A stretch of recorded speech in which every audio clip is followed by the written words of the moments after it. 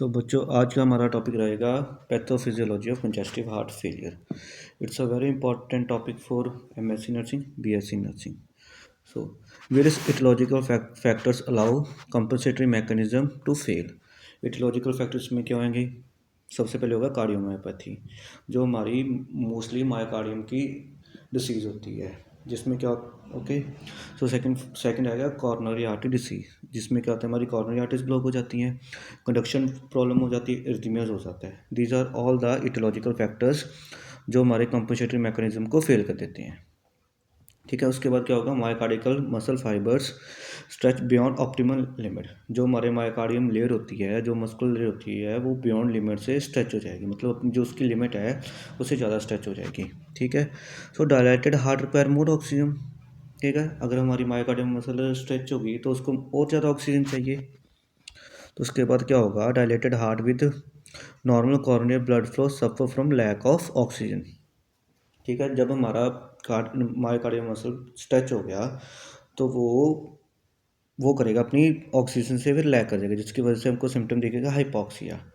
ठीक है, bleed discolouration हो जाती है। ठीक है, सो जो हमारा कार्डिक मसल है वो कंट्रैक्ट नहीं कर पाएगा, जिसमें मतलब इसका कहने का मतलब जो उसकी एबिलिटी ऑफ कंट्रैक्शन कम हो जाएगी, जिसकी वजह से हमारे दो साइड प्रॉब्लम आती है, right ventricle and left ventricle.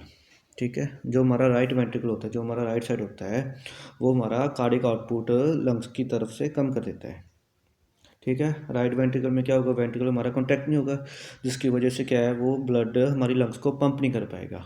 ठीक है, जो हमारा क्या होगा, to the blood back up to the atrium and moves to systemic circulation. क्या होगा, हमारा लेफ्ट राइट वेंट्रिकल है जो ब्लड को पंप नहीं कर पा रहा, वो लंग्स को ब्लड नहीं भेजेगा, जिसकी वजह से ब्लड बैक चला जाएगा, मतलब हमारी सिस्टमिक सर्कुलेशन में चला जाएगा।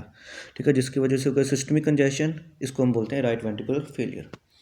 और हमारी लेफ्ट साइड में क्या होगा, अगर हमारा लेफ्ट वेंट्रिकल फेलियर हो जाता है, लेफ्ट वेंट्रिकल फेलियर होगा तो वो क्या बोलते हैं, जो लंग्स से है वो ब्लड रिसीव नहीं करेगा।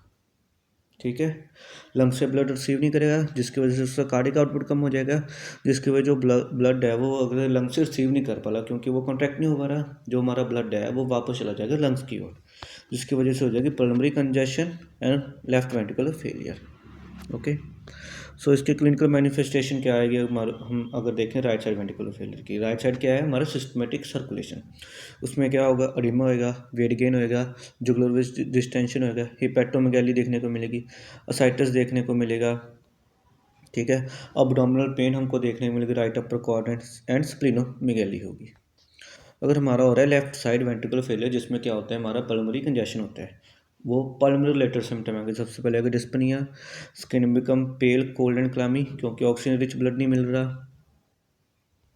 ठीक है, पाल्पिटेशन दिखेंगी, पल्मोनरी एडिमा दिखेगा एंड पल्मोनरी नोटुरल डिस्पनिया दिखेगा, bilateral crackle sounds on auscultation